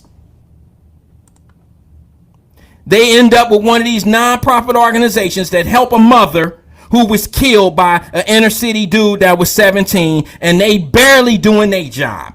Because let's go talk to the mothers of the kids that are now buried 6 feet under, and let's see how well those processes worked out for them. Let's go back and see how they interacted with those people during their tragedies. And here's the sad thing. You want to hear the craziest, the saddest thing in the world, and I hope I'm not bringing tears to the eyes to the mothers that hear this. But you're catching these mothers at a weak moment. The weakest part. No breakup, no nothing in their life can compare to the loss of a child. So you're catching these people at the weakest moment of their life. So when your program don't work for them, they don't have the energy to tongue wrestle with you. They don't have the energy to wrestle with these nonprofit organizations that's supposed to be helping them, who are sent grant money to be helping them. They're not in positions to argue with them after they done failed them. Now, I could do a show by hand of mothers who know exactly what I'm talking about. I remember Black Fox came on and said it was a long list. Do you think that's the first time? She was brave enough to come on and say it. But do you think that's the first time I've ever heard the shit she was saying? Like, there's a long list of people waiting in line when you going through these tragedies. And they nonprofit, they give you their pamphlet, they do this, and then they get in contact with you. And see, when they get in contact with you, they now open up a folder. Once they open up that folder, it go in their case file. Now they have reason to keep getting grant money and shit. But what's the follow through? Where's the follow through? Let's talk to the parents. There's no follow through. So what is that saying? Are they really helping? Oh yeah, hell yeah, they keeping the chaos going, because when it's time to march in the streets and stop black brutality by police officers, their asses look so concerned. They look like white concerned citizens. Now, my white folks, don't get mad at me. I'm not down on white people. I'm talking about those offices that are part of those nonprofit organizations, and you see more white people in the street talking about Black Lives Matter, Black Lives Matter, all that shit. Don't y'all wonder where they come from? I mean, is it just me? Do you wonder where it come from? Because if you listen to the fake woke, those people really don't exist until they come around. And then they're not, it's crickets. You don't talk about them. It's taboo. Wait a minute. The fake woke always talking about how bad white people are in the systems and systematic this and system this and white people what silver spoons in their mouth and all this old shit until they drop down on the cause. Where those white folks come from? It's bullshit. It's all bullshit. They coming from them nonprofit organizations. They coming from other where do you think they got all them sticks and stones in Louisville? When it was time to come down with the riot, with the verdict, with the DA, with the GA in Louisville, Kentucky. How you think they got all that funding for the shit they was about to do? When we had the riots in the city of Cincinnati last year, you know, the protests, we ain't gonna call it riots. We're not gonna call businesses where I am that's getting destroyed and our windows being thrown out and blown out. We're not gonna call that a riot. We're gonna call it a protest because we're gonna wake up.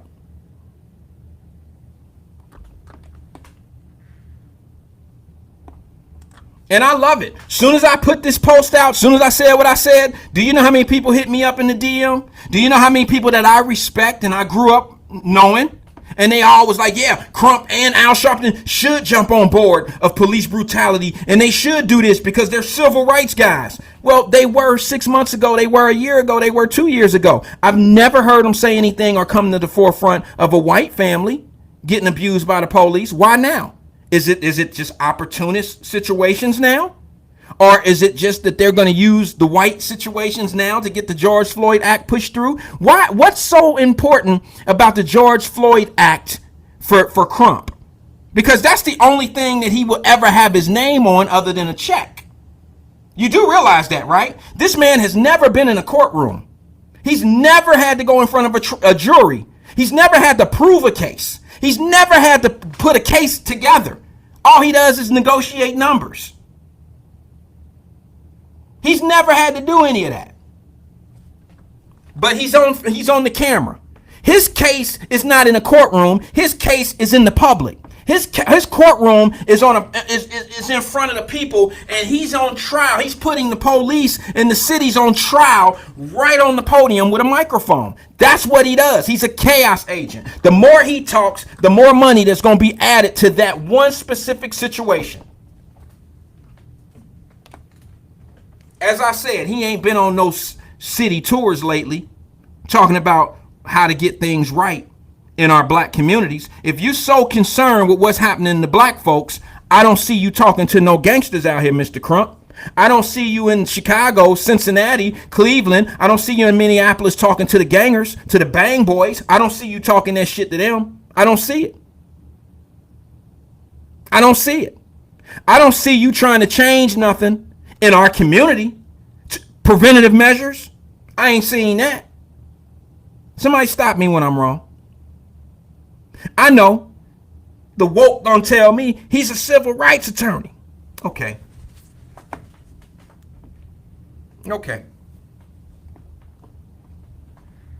So what? I'm a bartender at a bar, and when I didn't see somebody have too much to drink, do I continue to make money off of them, or do I tell them, hey, you've had too much? Don't I make them be responsible for their acts? If I'm a bartender, do I just keep feeding somebody alcohol until they pass out at my bar? Do I just let them leave? Do I let them go get in their car? No, there's laws and rules and regulations about that. So why don't we hold our leaders accountable? You want to speak for the black community. You want to make money off the black community. What are you doing to help the black community as a whole? Not individual situations. What are you doing as a whole? Trying to get police brutality to stop and all that old shit, and you just gonna make it specific on black people? That's what you did. That's exactly what you did. But now you want to turn around and represent another family that happens to be white. I'm not mad at you for representing justice for trying to get justice for somebody.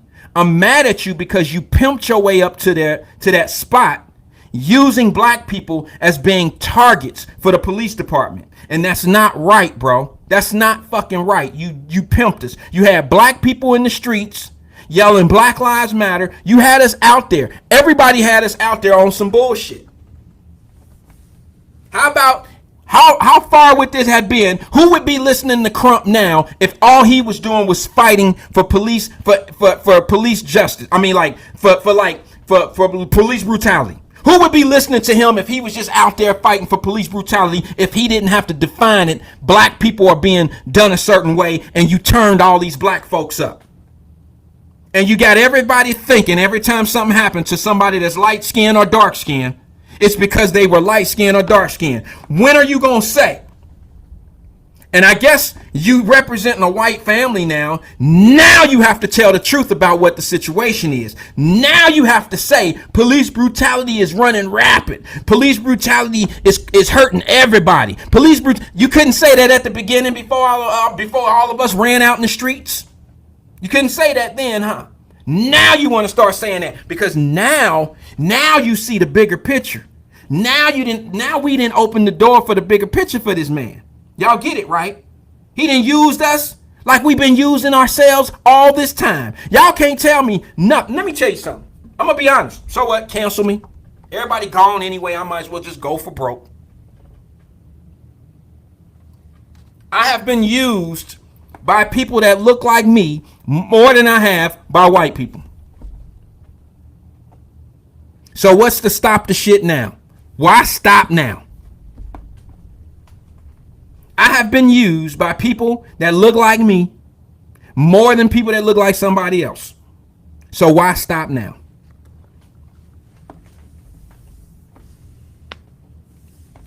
And here's the thing. We got all these platforms that talk about black people this, black people that, black this and this and that. Never have any solutions to the problem. All they do is talk about what's wrong. They never look at opportunity and see it for what it is. Never. They talking like we 1962 and shit ain't changed. Ain't got no better. And the only ones that's talking are the ones that's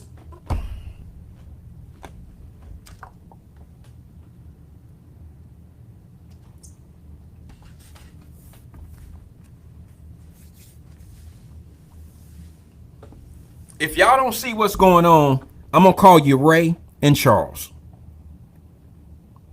If you don't see what's going on, I'm going to call you Stevie and Wonder.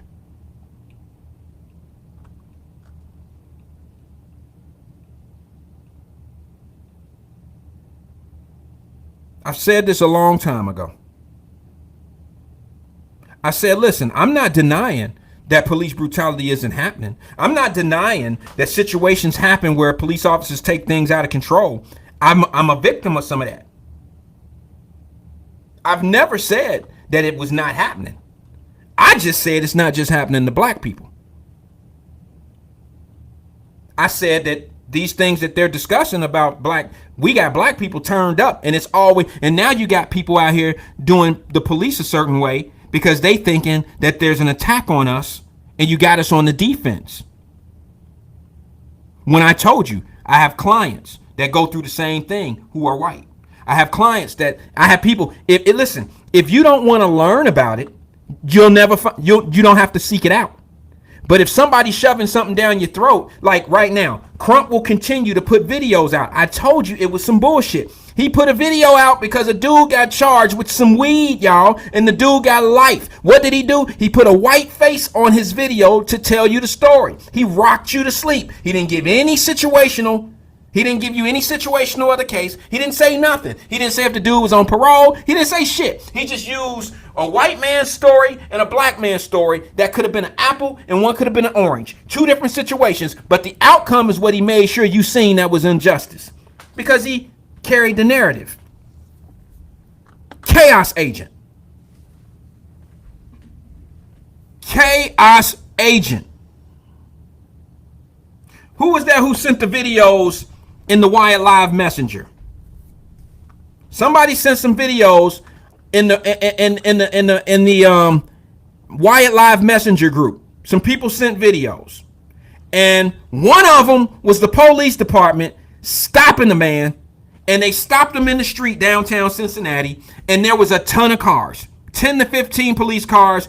Guys had on riot helmets, and the police did.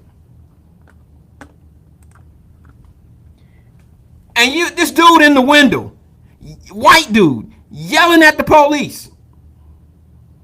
Yelling at the police from the top of his lungs. You motherfuckers, leave him alone. Y'all, he going home. Y'all don't know what he gotta. You don't even know what the fuck going on. Sit your dumb ass down. See, this is a chaos agent. He just gonna be yelling and screaming. He don't know what that man on the run for. He don't know what's going on with that dude. He don't know why they need so many cars on this dude. You know what that dude really needed to happen? The dude that the police was chasing should have ran in that motherfucker's building, ran up and kicked his door in, and held his dumb ass hostage. That would have served him right, because he didn't know what the fuck was going on. All he seen was a bunch of cops chasing somebody. He didn't know why. He didn't know nothing, but he wants to yell out of his window. He want to yell out the window, y'all leave him alone. He ain't done nothing. He ain't do nothing. Y'all just messing with him. Y'all just harassing him. And he's sending fingers down to the police. This is obviously somebody that's been locked up, kicked in the head, treated just like blacks that have been targeted by the police. Because somebody in their right mind, or who ain't never had no beef with the police, wouldn't go off like this. He didn't call them everything that jail people call the guards. Pig. Pig, you pig. He sound dead on cell block C from his apartment window, looking down to the police while they doing their job, and they ain't said shit to him. And here he is being a chaos agent, gonna tell the police to stop messing with this man. Stop, y'all don't need that many police cars. What y'all doing to him? Why y'all messing with? Bro, go sit your dumb ass down before somebody grab you, and now you got trying to say they abused you. But once again, he was white, so that wouldn't have happened, right? Because that don't happen to white people. Let's go back and ask Crump and Al Sharpton if this is happening to white people now. Because they about to build their book of business up, y'all. They have now added white people to their playbook. They have now added white folks to their book of business. Interesting. How interesting. I must be slow. I must be slow. Y'all seen it. And then y'all send another video that was on point. I wish I would have said put it on here. Maybe we'll show it tomorrow. Then you show me another video in Wyatt-Live Messenger. This is what it's for. Of a sister sitting down talking to these young sisters. This is probably a little Latino sister. She laid it out for y'all. We got about 11 minutes left on the show. Let me go ahead and carry it out.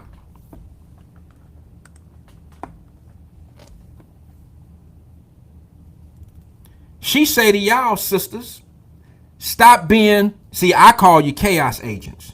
But she said it. I'm going to put it on my thing. I'm going to go to the Wyatt Messenger group and look at it. But I'm going to put it on. I'll probably carry it over on the show tomorrow. And she said, y'all need to stop being so much in these dudes' ears and telling them a bunch of bullshit because you sending these dudes out here because you and your feelings and you this and this and blah, blah, blah. And now you got these dudes out here shooting each other for some bullshit and some lightweight stuff, and it can be dealt with other ways. I'm just summing it up.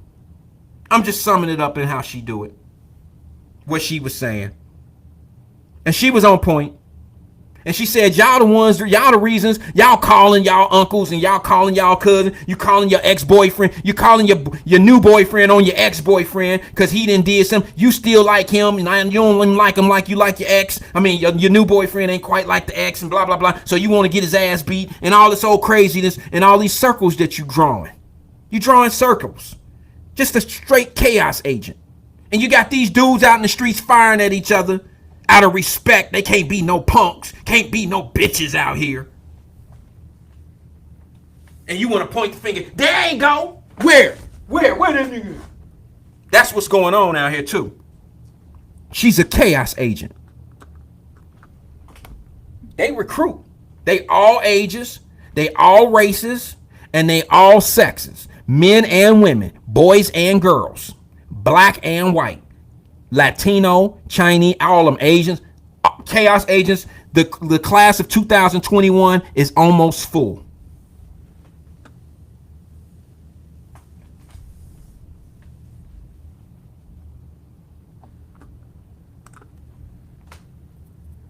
I told you. And yes, I'm going to make this I told you. Because you don't understand. Y'all don't know what I've been through. Y'all don't know. There's people that distance themselves from me now. There's people that don't understand why I'm doing what I'm doing. They don't understand why I say what I say. They don't understand why I'm being part of the argument. They don't get it. Well, guess what? Maybe it's just me. My mama always told me, I put this on everything. My mother always told me, you get in more trouble for other people. When I was a kid, I was the one that the bully.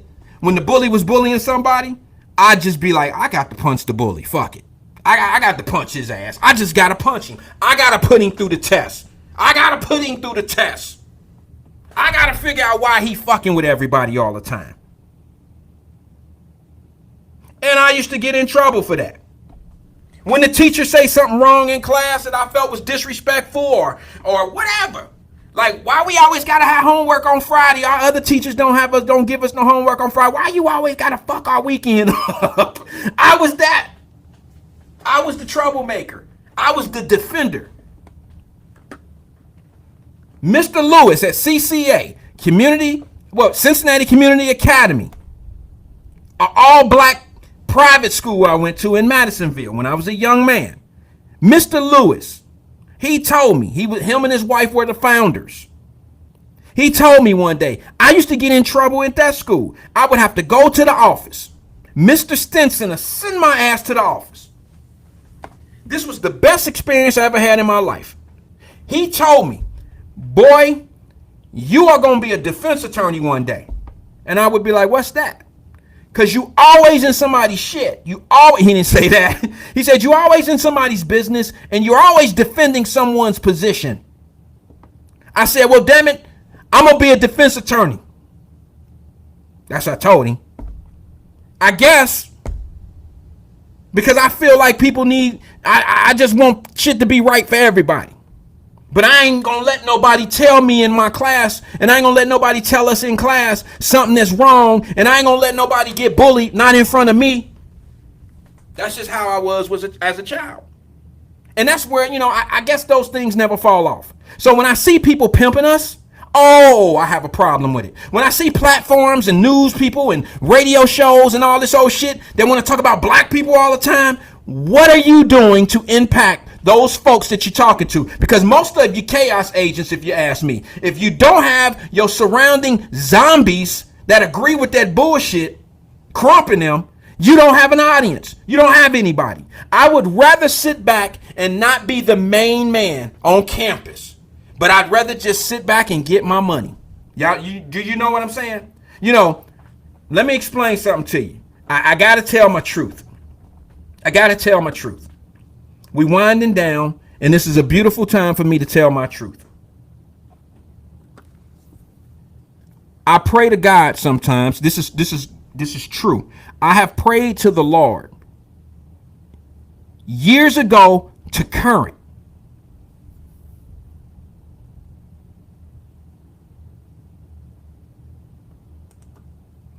I prayed to God and I said, thank you, Lord, for not making me the most popular guy. I was wondering why. I was good at sports. I was outgoing. I was a DJ. I could have been a front guy. I could have been a guy out front all the time.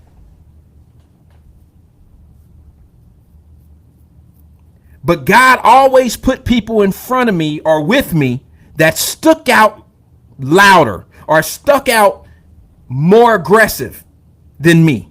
So it always made me, let's just say, a background dancer. I had the abilities to sing lead, but I always had stronger personalities.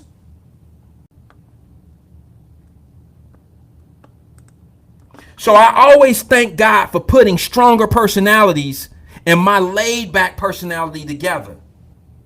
It worked out well for me. So the popular guys that I hung out with, most of them have gone off to jail. Most of them have gone off and done something productive. Some have gone off and done some productive shit. But it allowed me not to be the forefront man. So when shit came down, I wasn't the one they was looking for. That's a blessing. It also allowed me to stay away from some of y'all girls that had about 5 or 6 babies by a couple, 2 to 3 of these popular dudes. It was a blessing. You didn't want me. You wanted pretty ass Ricky.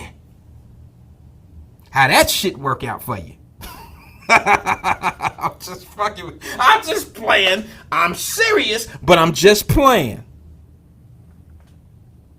How did that work out for you?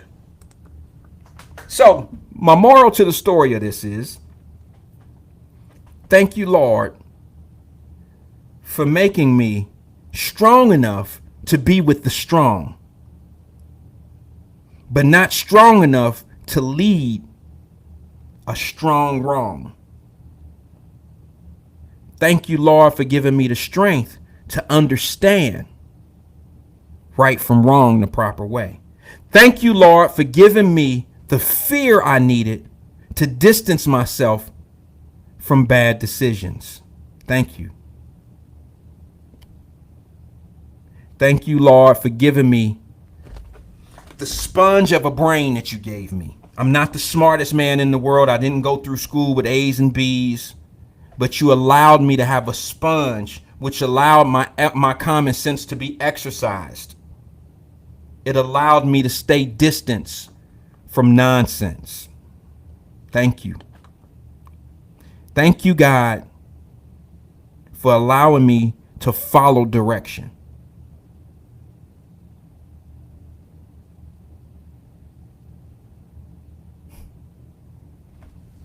I could have made a whole lot of different decisions. Thank you, Lord, for keeping me under the radar for so many years.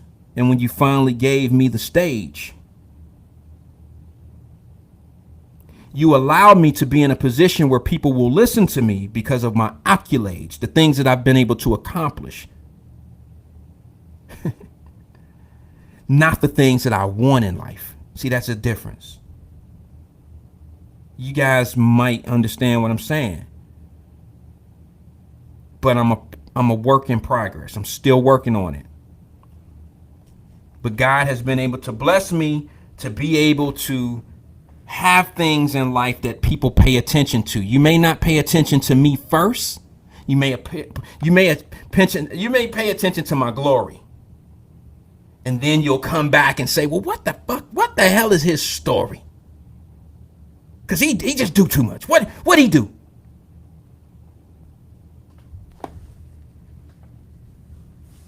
Thank you, God.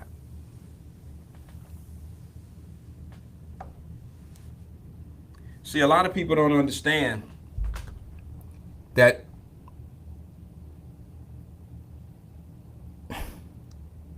it takes work.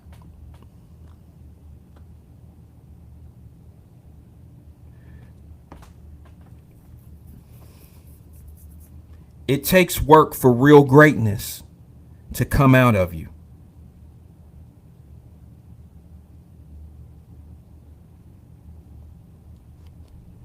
And I'm still a work in progress. I'm still searching for that greatness. And I think I've done enough in life for myself and my family where I feel like it's time to share.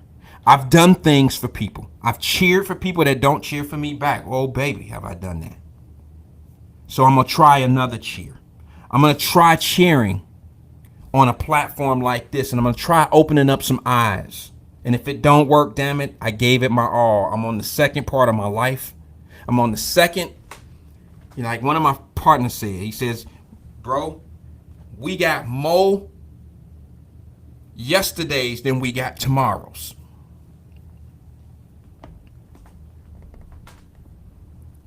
So I'm going to go out with my yesterdays in the past. And I want every one of my tomorrows to be some of the best shit in my life. And if that means I have to bring some people with me and try to have them, see that we are great people, then that's what I'm going to do. Hey, y'all, I hate to tell y'all this, but it's my time. My time is up. I want to thank everybody for coming in today on this Wyatt-Live. I have an announcement. I have a new show coming out July the 27th. It is the Wyatt-Live Sports Talk Show. We'll be talking Bengals training camp. We'll be talking sports. We'll be talking boxing. We'll be talking every sport that's out. I don't know shit about soccer, but I'll give it a shot. I'll give it a shot. But MMA, I'm not really up on that. But our primary sports, we'll talk NBA. We'll talk Major League Baseball. We'll talk football. We'll talk the Olympics. We'll talk a lot of stuff when it comes to sports. I can't wait. I'm going to have special guests. And hopefully we'll have some guests that you know. And look for that. Also, y'all must have thought I forgot, as Roy Jones Jr. would say. Y'all must have forgot. Season 4 of Wyatt-Live has not even hit yet. Go to my page and look at the promo. Go to my page and look at the promo. Ain't it time for season 4? Season 4? Season 4 of Wyatt-Live hasn't struck yet? No, this is the 5 p.m. drive home show right here. This is not Wyatt-Live season 4. Oh, man. Wait till y'all see that. But listen, I got to get out of here. I really don't want to leave. And you don't have to leave, but you got to get out of my house. You got to get out of here. Yo, this is Wyatt. Thank you for coming in this evening. I really appreciate you guys showing up, showing out. The few that we had. Thank you very much for coming in, giving us your time. Thank you. Thank you. I want to thank you just like I thank the Lord himself. Thank you. I'm a strong man. And the things that I've been trying to show my family, show us, it's coming to light, y'all. I've been told y'all these things. I've been told y'all that. This is Wyatt. Peace and love to everybody. Nothing but love. Do something great for somebody. Trust me, it's the best therapy in the world. Oh, can I say one last thing before I go? Can I go? Somebody just logged off, probably ain't gonna miss this. I want to say something one thing. Maybe we'll bring it up tomorrow, okay? Critical race theory. Critical race theory has never been one of the things I really wanted to talk about. I might bring it up. But first, before I do that, I want y'all to research it because I don't want to be here talking to myself. I want to know one thing. How you feel about critical race theory? Because I know how I feel. I feel like this. Can I? May I? Can I say this one time? I feel like this about it. Ooh, this might cause some conflict. We have failing schools in the United States when it comes to public schools. True or false? True or false? True or false? 27% of our children are graduating prepared for the next level. That leaves 73% that's not prepared. So I got a question for you, critical race theory folks. Will critical race theory, who is it for, first of all? Is it for the black kids or for the white kids? That's one question. Secondly, let me ask you this question. When it comes to critical race theory, do you feel that it's something that'll make the kids come to school and want to learn? Do you feel like it'll make the kids that are truancy? Do you feel it'll put them back in school and give them something to live for and want to be in school? Do you feel like it'll work for that? Do you think it'll make the 1,000 kids in Cincinnati public school who were on, out on truancy during the COVID situation, do you think that would make them want to pay attention a little bit more in class? I'm not trying to be arrogant, because let me tell you something. History was my worst subject until I went to CCA and I went to a black school. and I start learning a little bit more about Thomas Jefferson, I start learning a little bit more about black situations. Now it became a thing for me where I felt like this is what I want to learn. And history became one of my better subjects. I learned about Martin Luther King, Malcolm X. I learned about those situations. Now, I'm not saying that's critical race theory, but we all know that critical race theory is letting people know what the past was of America, right? So what I'm asking you folks is this. Would critical race theory make black children, specifically black children, go to school more than they've been going to school? Do you think they will go in school and now have self-pride of knowing these things? That's something to think about. Or do you think it's for the school system to teach white kids what they've been doing, what their ancestors did? Because if it's not going to be productive by telling, see, you got to pick and choose what you really want to do. See, I'm a firm believer that what I want my children to learn, I don't depend on the school system to do it for me. I've said this several times. I don't need the schools to teach my kids what to read. I need the school systems to teach my kids how to read. Damn it, teach them how to do math, teach them how to count. I'll teach them what to count, what to do to certain math skills on. You can bookkeep. I'll teach them all that shit. I'll teach them what they need to be reading. I just schools to teach them how to do it. You get it? I need you to teach my son and my daughters how to read and write and how to do numbers. I don't need school systems teaching my kids the history that I know, the history that I want them to know, the powerful message and subjects I want them to know. I don't want them interpreted a certain way. I need them to know it the way they need to know it through my livelihood. That's on me. As a parent, I feel I have every right to have that control, so to speak. So for those that like critical race theory, that's fine. For each his own. I'm not against it. I'm not for it. I just need to understand it a little bit better. Why do you want it? Because guess what? Most of the parents, let's use black kids specifically. Let's use black kids specifically. Okay? Let's just use us specifically for this. Black kids that are going to higher level schools, like private schools and things of that nature, hey, they learning what they need to learn, not through the school, but by the parent. Any parent that will invest $10,000, $6,000, $7,000 into a private school or something of that nature, or some Catholic school or something like that, I guarantee you the schooling doesn't stop when they leave school. Schooling happens at home as well. And the things that we pass on to our children are way better than critical race theory. I promise you. I promise you. That's not downing critical race theory. It's not downing it at all. What I'm telling you is the people who need to hear this I'm talking critical race theory teaching. Will the proper people hear this? Because is this going to make a mama who ain't doing shit for her kid? Will this make her make sure that kid go to school more? Is that what this will do? I doubt it. I doubt it. I doubt it.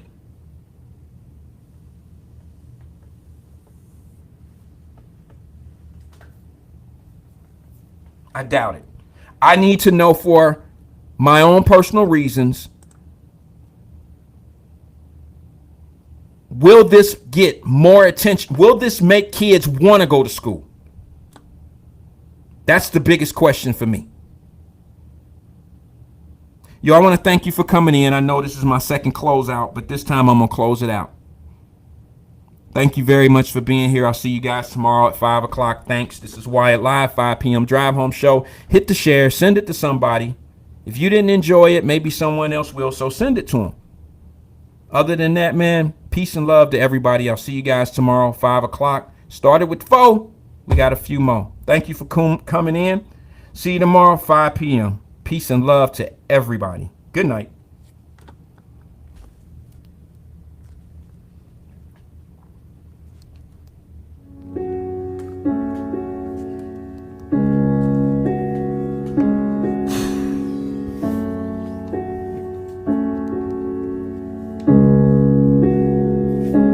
They say it's a big rich town.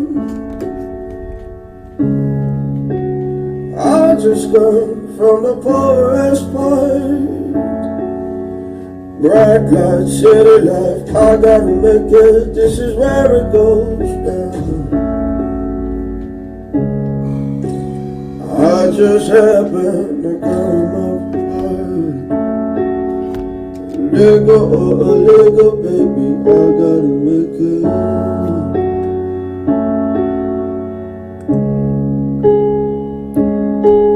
It's a big rich town.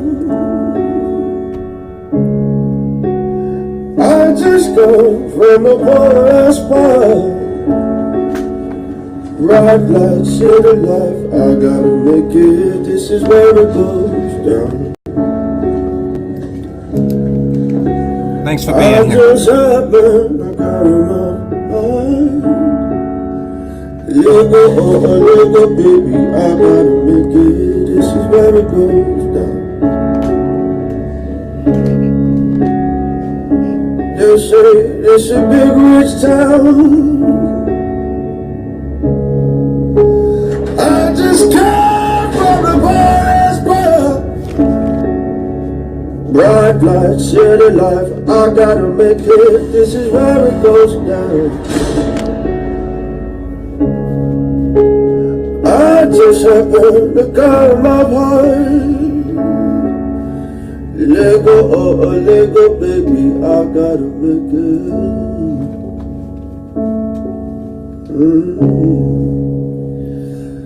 I gotta make it. Oh, I hope I make it.